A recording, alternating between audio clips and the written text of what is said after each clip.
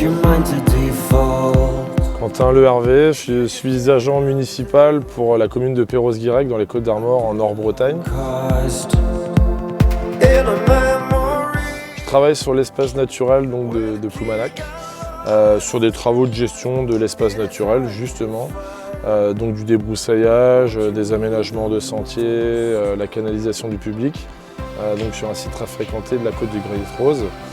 Et on a comme surtout très bon allié de travail un modèle Can-Am Outlander 570 en bicylindre. Donc je précise ça parce qu'auparavant on avait un autre modèle, un Outlander 400, qui répondait très bien à nos besoins.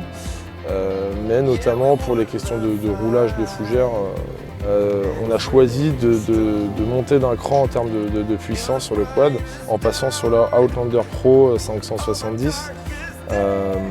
Qui franchement répond mieux à nos attentes en termes notamment de couple pour tirer ce fameux rouleau dans des hauteurs de fougères allant facilement à 2,50 m. Alors là on est sur un rouleau qu'on appelle brise fougère.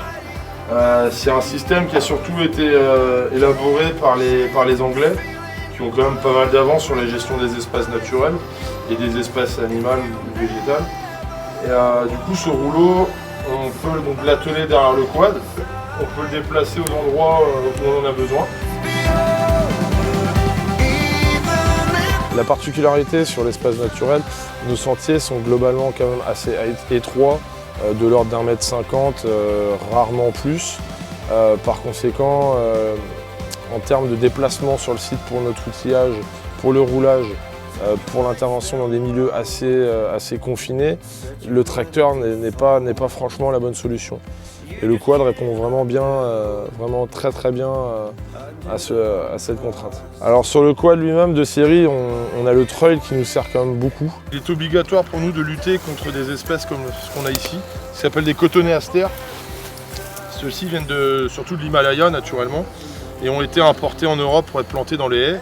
Et là, l'idée c'est que si on les laisse faire, comme on le voit, ils prennent de la hauteur, ils vont commencer à se densifier et la bruyère qui est là va se retrouver en dessous, coincée, étouffée.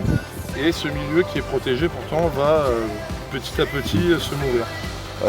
Dans vraiment beaucoup de cas, on arrive comme ça à extraire des plants sans grande difficulté grâce justement à ce quad et cet outil qui est très mobile. Avec les pneus qu'on a choisi en basse pression, c'est qu'on limite au maximum donc les traces, la possibilité de créer des ornières sur les sentiers pour lesquels on a besoin de conserver un certain niveau de confort au regard justement de la grosse fréquentation qu'on a sur site.